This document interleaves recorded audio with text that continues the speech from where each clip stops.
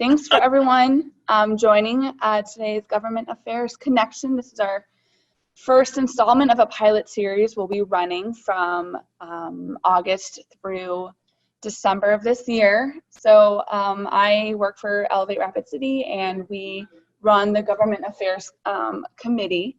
So this is kind of building on the foundation of the committee, hoping to broadcast the great updates we get from our government officials every month and open it up to more investors and focus in on a pertinent topic each month. So today we are excited to host John Kirchner from the U.S. Chamber. How it's going to work is we're going to let John do his presentation, and then we're going to welcome our congressional office members to give their update, 5 minutes for each on their own members' priorities. Please note that we have the question and answer box through Zoom at the bottom of your screen, and that's how you can submit your questions. John is going to pause periodically throughout his presentation where he can address anything that's coming through. And then at the end of his presentation, before we move to our congressional updates, we will have 5 minutes of Q&A, and then we'll start with Qusi from Senator Thune's office. Negotiation is still taking place between the White House and the Democrat leaders on the HEALS Act. There's three sticky issues. The most obvious one is to reconcile the top line spending level. The HEROES Act that passed in the House is $3.4 trillion. The HEALS Act in the Senate is $1 trillion. That's $2.4 trillion apart. So they need to come to terms with a figure that would be agreeable to both sides. Two other sticky issues. The first one is the liability protection, and that's proven to be a bigger challenge than initially thought. And this is basically to ensure that that business owners cannot be sued if an employee returns back to work and contracted coronavirus after the business owner put everything in place, all the precautions, all the measures that they need to. So that's a sticky point. And what this will do, it would offer liability protection through October of 2024. And the second, or I should say the third major issue is the unemployment insurance benefits, which expired last Friday. The HEALS Act calls for reducing it from 600 down to 200, and then working with the states to come up with a mechanism to basically pay displaced workers 70% of what they made before they lost their job. In the House bill, it calls for keeping the same 600 level in place until the end of January of next year. If there's one thing that we heard repeatedly from businesses over the last 3 months, it's the damage, the unintended consequence of that 600 in place, and the damage that it's doing to businesses that are trying to survive, and they're trying to hire more people or even get their workers back. According to statistics around the country, 5 out of 6 unemployed workers that are collecting that 600 a week supplement are actually making more money than they did when they were employed. So it's sort of an unintended built-in disincentive for people to go back to work. And that's why the Senate, the focus in the Senate has been to provide enough money, but without removing that disincentive for people to return to work. Anna, you've asked for our boss's perspectives on how they approached this next phase of relief. And Senator Thune has often said in public statements that we really need to be strategic and targeted in this round. In the first round, the $3 trillion plus that we spent, there was a sense of urgency. Things have to pass fast to keep people afloat, to keep them employed. And now that we've had an opportunity to see what that first round did, he felt that it's time for us to be, number one, strategic, target, beef up what worked, change what did not work, and instead of just throwing money at the problem. And again, he constantly reminds people that every dollar that we're spending on these necessary and essential relief bills are money that we're borrowing. So we have to worry about that part of it here in the futures. So in the future, so there's a self-imposed deadline in negotiation between the White House and the Democrat leaders, Pelosi and Senator Schumer, and that's end of business day Friday. The Senate Majority Leader, Senator Mitch McConnell, has already informed the senators that they will be in session next week. They were scheduled to actually go to the August work period where they come home and work with constituents in the state. And he's already told them to plan on being in DC next week. In other words, they're not going to go home and adjourn for the August recess without passing something. The House or the White House has indicated that there's a good possibility that in the event that the two sides do not arrive at some kind of agreement, that the president, through an executive order, it's unclear whether he'll be able to do that or not, that he would basically extend the student loan relief, eviction moratorium, would extend that, as well as an extension to the supplemental unemployment benefits, which we do not know what figure the White House has exactly in mind. There's also been some suggestions floated that there may be just a short-term extension of the 400 benefits, 400 a week through December. And again, the negotiation is taking place, and we're getting a lot of information, but everything that I shared with you will probably change over the next 48 hours or so. So I often remind people it's work in progress, and we just report to you a snapshot of where we're at.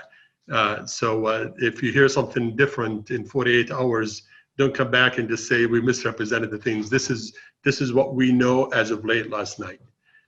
So with that, I'll stop, and Anna, I don't know if you want to take questions now or turn it over to Adam from Senator Round's office.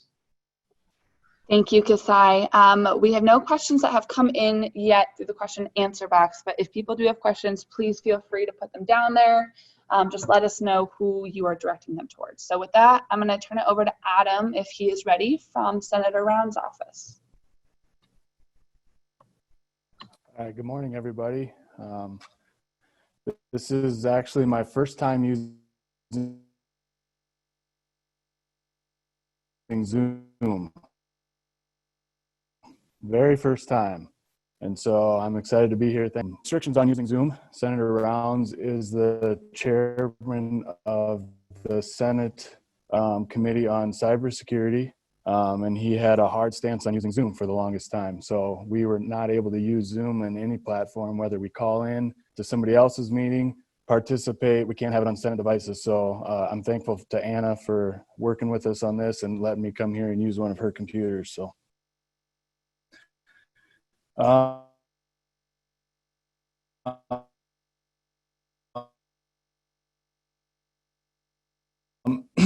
As Qusi mentioned, the heels, and we don't know what it's going to look like. And so I honestly haven't done like a really deep dive on it because it's going to change. It's not what's out there now is not going to be the final product. So I haven't done a extremely deep dive on it because of how much it's going to change. So the Senate will be called back, like Qusi said, before the end of the month next week to finish this up and hopefully get things done. So with Qusi, I knew that he was going to make sure that he had his points from the leadership on the HEALS Act and how that's going, and with John's presentation planned for today. So I didn't have a whole lot of the HEALS Act.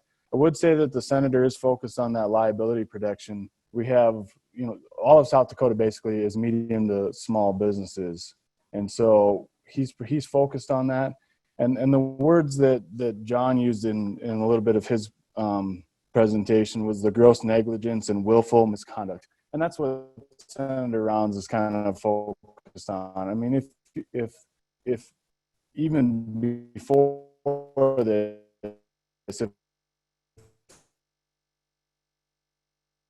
employers are putting people in a bad light and, outbreak that they had and how that would affect them. And Smithfield, if you have a chance, go to the Smithfield, go to their website and check out the letter that they wrote to Senators Booker and Warren. It's a long one. It's a long letter, but if you read the first 5 or 6 pages of it, the amount of effort that they put in to protect their employees is amazing, and how they truly tried to catch this thing but stay afloat because they knew how important they were for the United States food supply. So I do have a quick update on what the senator was working on this summer. Mainly was the NDAA, the National Defense Authorization Act, and that passed the entire Senate on July 23rd. This is the 60th year in a row that has passed the Senate. It includes a 3% pay raise for all service members, something that's really important for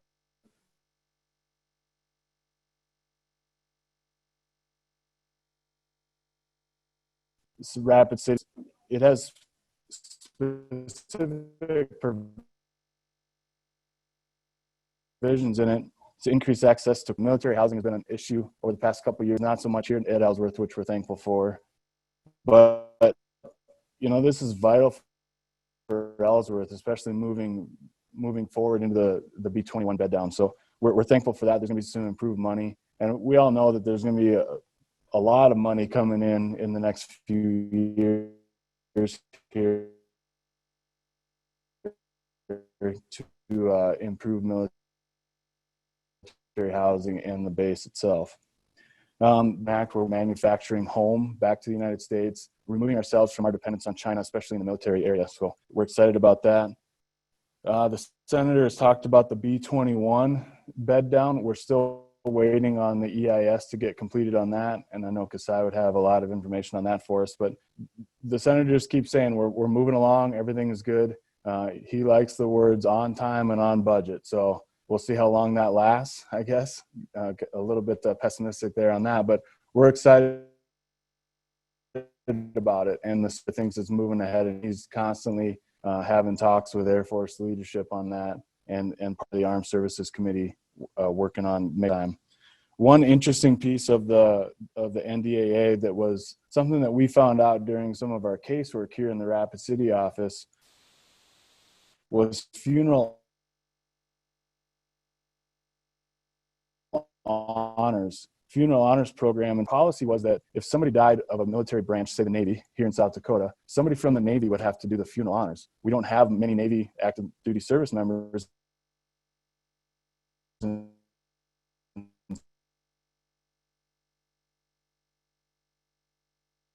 South Dakota that could do the honor at the funeral for our guard or something like that. Had to be done by the secretary of that branch. So it'd have to go all the way up to the secretary of the Navy. Obviously that takes time, and there's a shortened amount of time there. So Senator Rounds, we found this out and we looked at it, and Senator Rounds got a Rural Veterans Funeral Honors Reform Act of 2020. We got that included in the NDAA. So now that gives more flexibility for that to make sure that we're honoring our veterans the right way, and they get the proper funeral honors every time. We're not missing any. The National Guard can do them. Other branches of the military can do them, so that we're honoring them correctly. So that's one that's really, really neat, and we're excited about that. And that's stuff that we found out right here in Rapid City. It came up to us, and we kind of poured it out and went through it, and so we're excited that again, we can honor those who deserve it. Switching gear a little bit for a few minutes on some of the stuff that has come out during the COVID crisis here, the pandemic, is our beef and our cattle industry, something that Senator Rounds has been working a lot on. He's got all kinds of different pieces of legislation on it. One of the main ones that I wanted to talk about today was the New Markets for State Inspected Meat and Poultry Act. Senator Rounds first introduced this about 2.5 years ago. And it basically says that if you have a smaller packing plant, say Wall Meats that Ken Shafaros runs over in Wall, that they could actually sell that meat across state lines. Right now they cannot. And there's some different reasons for that, is because of the federal inspection program that wouldn't allow that. However, it is Ken's facility is covered by the state inspection which has higher standards than the federal inspection. So why not allow those state inspections that meet or exceed the federal levels to sell it across state lines? And it's just kind of a common sense thing. So Senator Rounds did a floor speech on this last week and tried to pass it by unanimous consent. So we're still working on that. We haven't heard how that's going, but we would like to see that included in a phase 4. It just helps when we've seen, the prices of pork when Smithfield and other plants shut down. We've seen the prices of pork skyrocket. I like to smoke meat, so I'm getting my smoked meat at Sam's Club, and it was like $1.99 a pound for a pork loin, and then I went there the other a few months back, and it was $6 something a pound, and I have a family of 6. It's tough to feed the whole family on $6.75 a pound pork, so something like that would help us and would help alleviate some of that, and hopefully be able to just tear down some of those barriers that we have. And there's not really a reason for it because it's going to be safe either way. So one last thing I'll touch on is the senator is really excited about the Warp Speed program, and that is the vaccine program. The United States right now has secured 500 million doses of a potential vaccine through 3 different companies. General Perna was at a hearing in front of the Armed Services Committee on June 18th, and he basically was really optimistic that they can have 300 million doses of effective and safe vaccine delivered to the American people by January of 2021. And people think that's a little optimistic, but we've, in some of the packages here, we've put forward over $10 billion to make sure that these vaccine companies can keep rolling ahead. And it's not start one, find out it doesn't work, and move on to the next one. It's start 50 at the same time and just keep going. And so we've already, they moved into phase 3 of some of those clinical trials, and we're excited about that. And now we got to work on the infrastructure of getting those, making sure that those vaccines are distributed equitably, and make sure that we can, everybody can have those in a safe fashion. So with that, that's all I have, Anna. Thank you, Adam. And we know that the connection's been a little bit spotty. I don't know what to say other than you can hardwire in, but ultimately I think we're all pretty ready to get back to in-person meetings. So with that, I do want to pose a question, and this is directed both to Adam and Qusi, who represent the Senate side of things. And so this is a question from Alan Solano.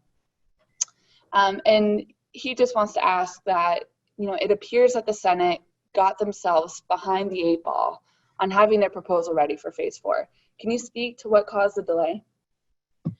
I'll be happy to. So there's a lot of moving parts to this. The basics of the HEALS Act was in place for several weeks, but then it was socialized with the White House, because ultimately you can have the best proposal there is, and if the White House is not on board, if the president has not on principle agrees to sign it into law, then it's just a conversation. It's a waste of time. So it was shared with the leadership. It was shared, or some bits and pieces of it was shared with the 53 Republican senators. Some hints were given to the leadership on the Democratic side, who were totally on board with the HEROES Act. So a lot of things had to go into place before the Senate went public with this, and it's not completely public yet.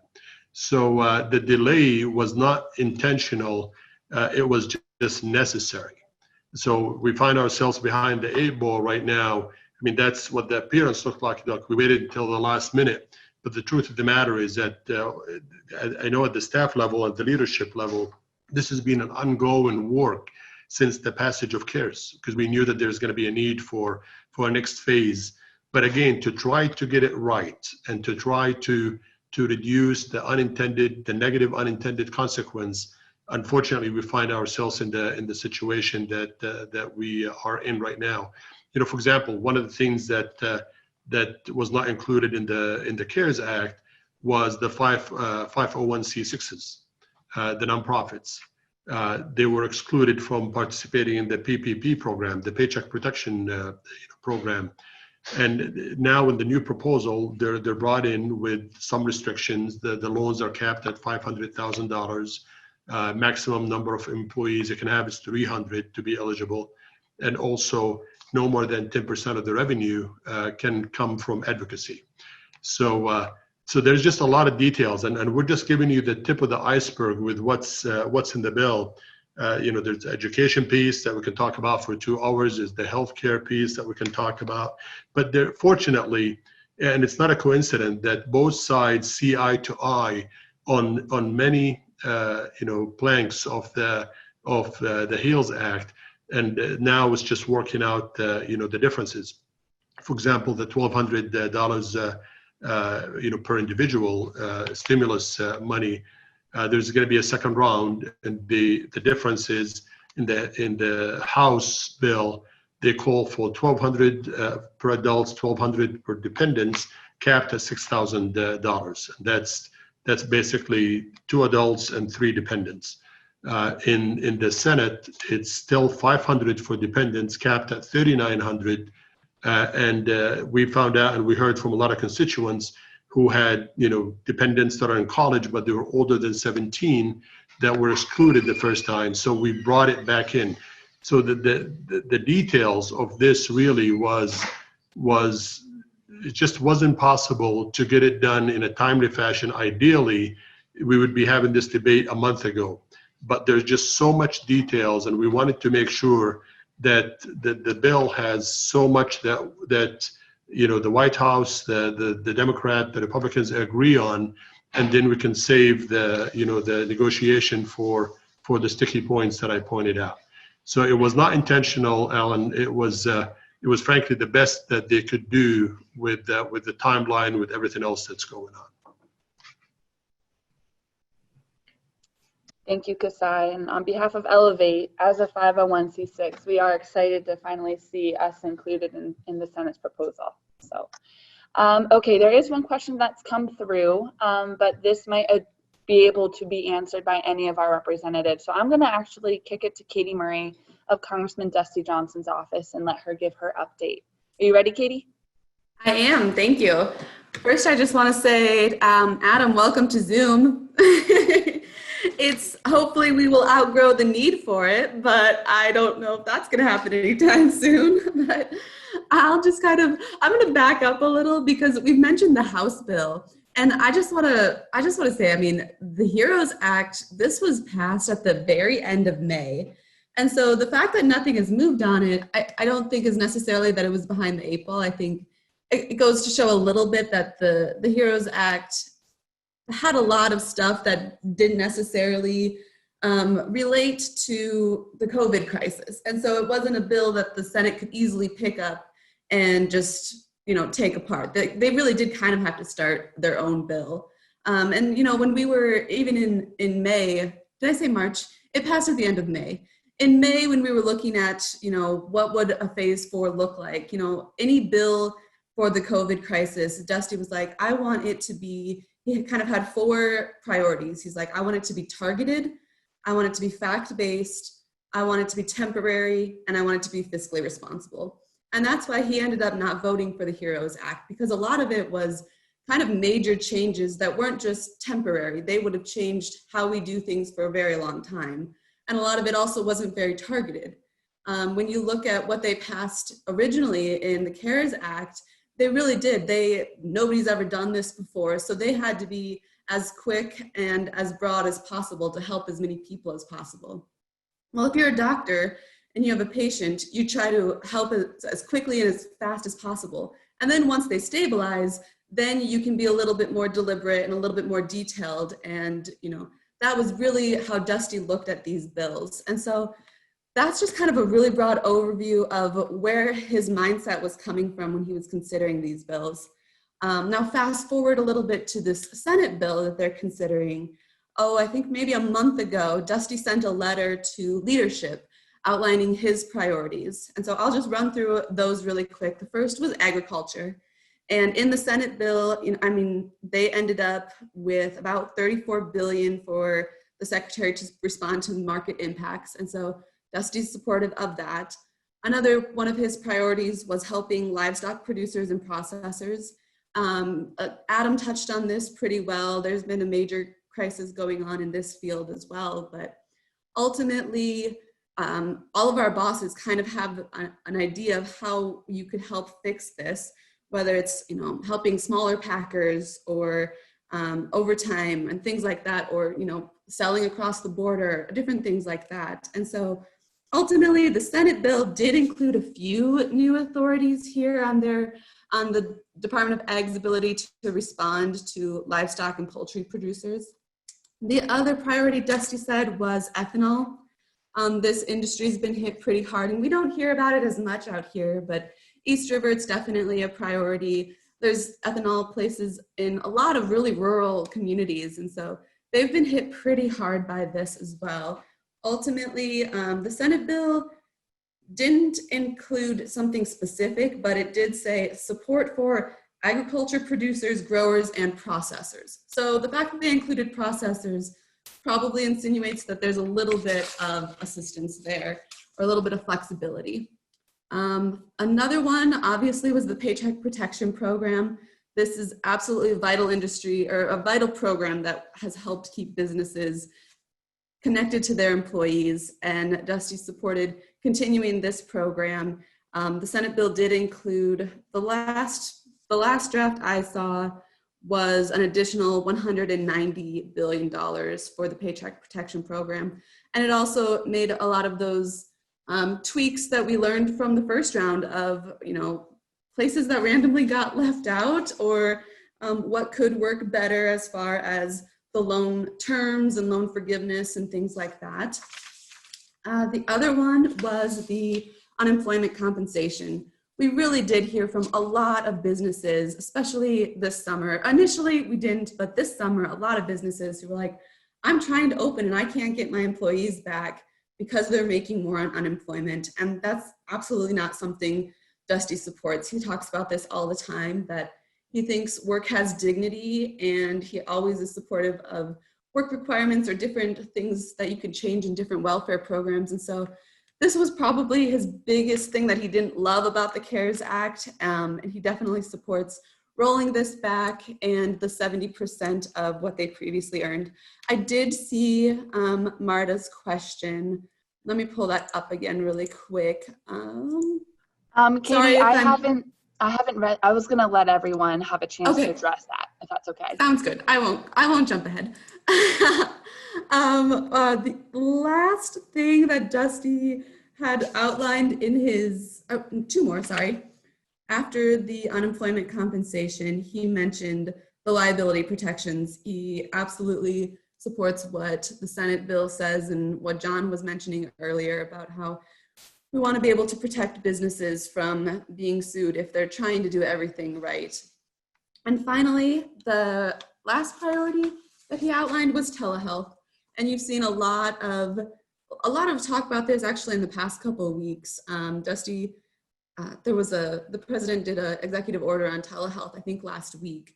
Telehealth has proven that it's safe and efficient, and it's helpful at times. I know in the past 6 months, I've probably had 2 telehealth visits. It just takes like 3 minutes just to check in and redo your prescription, and away you go and just have a quick chat. And it's super helpful. And I think it's especially helpful in South Dakota, where we're very rural, and instead of having to drive from Phillip to Rapid City for a doctor appointment, you could just do a quick check-in, and I think it helps everyone. And so Dusty has been very supportive of keeping telehealth options available, as well as extending those Medicare telehealth waivers, which is something that Senate bill does. So that's kind of a really quick outline of some of Dusty's priorities. He definitely favors this Senate bill over the House bill. Obviously, he voted no on the House bill. So we are, as Qusi said, at a major stalemate right now, but hopefully they'll keep talking and find some way to get through this, because it's certainly needed. We need another package. We just all kind of have to get on the same page with it. Anna, I'll turn it back to you. Thank you, Katie. You I bet. see we're now at 8:38. I'd like to go ahead and welcome John back online at about 8:45 if possible, but there is a question that has come through from Marta, and I'm going to go ahead and read it out loud, but I'm going to let Qusi, Adam, and Katie kind of take this away. Marta would like to know, as Congress continues to discuss extending or not extending the $600, referring to the unemployment, we keep hearing the alternative of the 75% of income. Is that figure taking into account the poverty level, recent market price increases of basic household goods, and increased healthcare costs due to COVID? Any of those items? She'd like to know if you guys have an answer for that. Yeah, Marta, thank you for the question. As far as I know, and I've read a lot into the bill, it does not. And I think what's difficult, the challenge here is it's difficult to have that data. Everybody knows that the prices have gone up, but keep in mind the intent with the unemployment benefit is just to reduce the hardship. There's really, you cannot eliminate it. So I do not know how that I think it's 70%, not 75%. I'm not sure how that figure was arrived at, but it's just to provide a baseline for people to know that they can plan, knowing that they're getting $7 out of the $10 that they earned before, before they lost their job. So as far as I know, and I'll defer to Adam and Katie, as far as I know, I don't think there's any adjustment, so to speak, to account for poverty level, for increase in just cost of goods in general and for healthcare.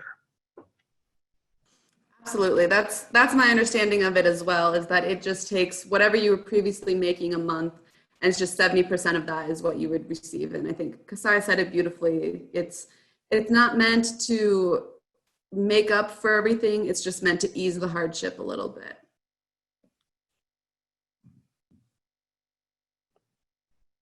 Great. Well, thank you for addressing that question. So at this point, we are going to turn it back to John, who has now joined via audio. So he's going to be calling in from his phone, which should be a more stable connection. And then I'm going to run through his presentation as I share my screen. So John, go ahead and try and unmute yourself. I know it can be tricky when you're on the phone, but I just want to check to make sure you're still there. Can you hear me? Yes. Okay. Excellent. Well, while you do that, I'll do a little way of introduction while you pull that up again. Again, I apologize for the technical difficulty. To Anna's point, I think we're all ready to meet in person again, and there's nothing I'd rather do than be on an airplane to Rapid City for this conversation. Hopefully soon enough we'll be able to do that. But I'll run through this real quickly because I know we're running short on time, and I know our representatives from the congressional offices did a good job of covering a lot of this, what's in the HEALS Act and the HEROES Act. A few priorities for the chamber. Obviously, liability is a big issue. The House bill provides no liability protection for businesses, for healthcare providers, for PPE manufacturers, independent contractors. So the Senate bill is much more business friendly on this issue, and this is certainly one of our top priorities, to prevent the trial lawyers to come in suing you as a business owner for saying someone potentially contracted COVID in your workplace or in your place of business. And so this is a lot about, listen, we need clear guidelines set out for businesses in terms of what they do to mitigate the risk, and if they follow those guidelines that are laid out, they have a safe harbor from some of this litigation. This is a big priority. There was some concern in Washington last week and earlier this week that in the interest of racing to a deal, that maybe liability would be left along the wayside and not included. So we are continuing to push real hard. We're encouraging our Senate Republican friends to sign on to the Cornyn bill that does provide liability protection and a safe harbor for businesses, because we need to demonstrate to the White House, certainly, that liability is important for the Senate Republicans, and we need to demonstrate to the House Democrats that this is something that is, needs to be included in whatever negotiated bill there is. The other big issue we have that we're focused on is support for small and mid-sized employers. This is largely done through that Paycheck Protection Program that everybody is familiar with. The House bill would extend the PPP through the end of the year, as would the Senate bill. The House bill and Senate bill both include 501c6s, so like a Chamber of Commerce, all nonprofits. This is very important to your local chambers of commerce in order to be able to avail themselves to those resources to stay open, to keep people employed, to keep the lights on and the doors open, so to speak. We feel that the House bill is, in this instance, a little bit more friendly in terms of the PPP, the C6 eligibility. So we feel there is some good things from the House and the Senate bill that are here that we feel there are some good opportunities to negotiate a good result at the end here.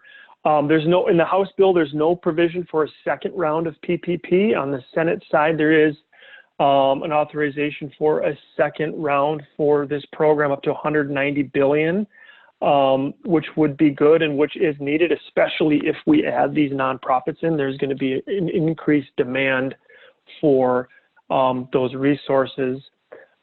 Similarly, when we talk about scrolling down, another big issue is the employee retention tax credit. A lot of businesses availed themselves to that as part of the Phase 3, the CARES Act. The House bill here would expand that credit from 50% of 10,000 wages, which is about a $5,000 tax credit, up to 80% of 80,000 in wages. So it would be about a $36,000 tax credit. So expanding that dramatically. And the Senate also has an expanded bill, but it's up to 65% of up to 30,000 in wages. So we'd recommend, both are good ideas. Let's find somewhere in the middle there. And we think that's something that can be negotiated and would be good as well. Scrolling down a little bit further, there is a hiring tax credit that the House doesn't have anything, but there's a $5,000 tax credit for the hiring or rehiring of unemployed individuals. We feel that would be beneficial, and we'll talk about unemployment in a little bit. I know some other folks have already, but we're hoping that this is a good way, to incentivize businesses to continue hiring as well. There's a self-employed tax credit in the House bill that we're in favor of. There's tax credit for PPE expenses in the Senate bill that, we feel is good. Protection of remote workers is included in this. So there are a lot of good options for small and mid-sized businesses, and we feel both bills have some good tools that we can choose from. The other big issue as we scroll down to the next one is support for childcare in K-12 schools. And when we started our kind of what does return to work look like exercise, there were a lot of barriers in returning to work. For some people, it was transit. For some people, there's a variety. So for some people, it's just a safety issue. Do I feel safe returning to work? But for many people, the reality is it was childcare. That I'd love to come back to work. I don't have anywhere to send my kids because all these childcare places are closed or they don't feel safe opening. And so what this bill does, and the House and Senate both have good tools here, but assistance for child care providers. On the House side, $7 billion in child care development block grant.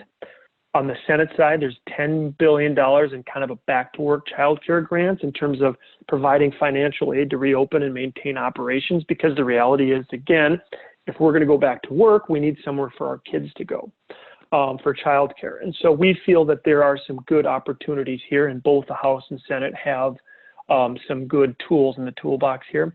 Similarly, on K-12 and higher education, a lot of these schools, K through 12 and higher education, need some financial support, either from being closed down or being able to need to make a lot of safety changes. Both, again, the House and the Senate provide some resources and some targeted resources. The Senate does have 2/3 of the elementary and secondary school funding is reserved for schools that meet minimum level of in-person instruction.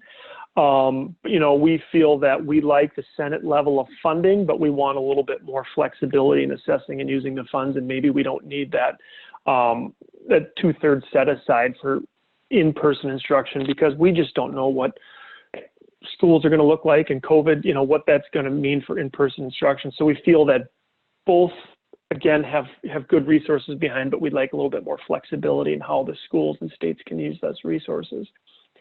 And the other big one that is kind of the topic of the day is unemployment. Obviously, the House bill extends that to $600 additional weekly through the end of January of 2021.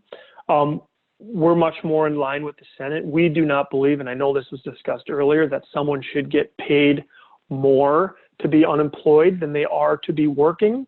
And so the Senate bill provides a fixed payment of $200 per week through September, with that 70% of base period earning that we've talked about that was discussed earlier. There was a new proposal with Senator Collins and Senator Romney and a couple others to say maybe we take it to $500 per week, and then the next month we lower it to $400, and we kind of slowly start to phase that out and kind of reach that baseline 70, 80%, whatever that is. We kind of look at this and say we need to adopt a modified Senate approach. We don't want to look to a year-end cliff where everything just stops real quickly and creates a crisis. And so, we are looking at the economic conditions, and we have a recommendation of a replacement rate of 80 to 90% of prior earnings would be more appropriate, and slowly phase that out. Again, in addition to liability, the other big issue we're hearing from our members is, I want to reopen and I can't find employees. They're getting paid more to be unemployed than they are to come back to work. And so we need to solve that problem. And that's something that, we are certainly advocating hard on, but politically, it's a tough message to sell. The Democrats in the House have done a really good job of saying the Republicans are taking your money away, your unemployment benefits. And so this is really a challenge, a messaging challenge for Republicans and particularly for the business community to say, this is a fairness issue. Someone shouldn't be getting paid more to be unemployed than they are to be working on the job. And we feel that we can win that argument, but we feel it's going to be a tough negotiation between the House and the Senate on that. There is some, in addition to the other big issue is a lot of these states' unemployment insurance offices are going bankrupt. Some states have had to take loans out. So there needs to be some reimbursement from the federal government, we believe, to these state unemployment insurance offices. That's just, because then what happens in some of these states is if their unemployment goes upside down and they run out of money, there are automatic tax increase triggers built into the law that are going to raise taxes locally to refill those coffers. So we feel we want to avoid that and have the federal government step up and help these states with their unemployment insurance offices. And then the last big issue here, kind of tied to that, is state and local assistance. The states and local governments have, in many cases, taken a big hit financially. And, they're going to need some help from the federal government. The House bill on the state aid has $540 billion for states and territories. Each state would receive an additional $2 billion, and funds can be used to, broadly to direct COVID and economic downturn related costs. The Senate bill expands the date by which states must use the relief funds. So it kind of allows the CARE Act funds to be used to address revenue shortfalls, a little bit more broad. We certainly recognize that many states are going to need additional funding beyond what was provided in the CARES Act. The challenge with the House bill is it's going to result in excessive aid for some states, meaning that some states would actually get a larger amount than their annual general fund budget. So we want a more targeted approach, be it more needs-based on kind of more of a quarterly basis rather than just a big lump sum going out to the states. But we certainly recognize the need for state aid. We just maybe want a little bit more targeted than the House bill is. And then similarly, local aid. The House bill calls for $375 billion for aid for local governments for fiscal year 20 and 21. And the Senate bill is similar to what they did for the state aid in terms of the same flexibility for that CARES Act funds. And we again here, our recommendation is that obviously many localities are going to require additional money again beyond what was provided in the CARES Act. And we want to make sure that those cities and those states are made whole, but not, given more than they need. as a way to avoid, local tax increases as well. And so that's a real quick one to run through. And I know I wasted some time with my technical difficulty earlier, but I can either take some questions, and I'm sure your congressional delegation members would be able to answer those as well. But the reality is, just kind of in summary, and kind of that question about was the Senate caught flat-footed, I don't think they were. I think, the Senate took the lead on the CARES Act, the phase 3, and the House kind of had to fall in line. And I think we knew after that happened that Speaker Pelosi and the Democrats in the House are going to say, you know what, we're going to take the first swing at phase 4, and you're going to have to get in line with us. And so after phase 3, there were some things that were left out, and a lot of folks started reaching out to say, hey, what's going to be in phase 4? Can we get this in? Can we get that in? And we kind of just stood back a little bit and had to say, let's wait and see, because there are some needs for phase 4. We can talk about C6s and unemployment and things like that, liability. But if the House Democrats are taking the lead, there's likely going to be a lot of stuff in there that we don't like or that are really hard for the business community to swallow. So it didn't really surprise me and surprise us that the House took the lead on this. They got out fast and furious with the HEROES Act. They passed it really quickly and put the pressure on the Senate.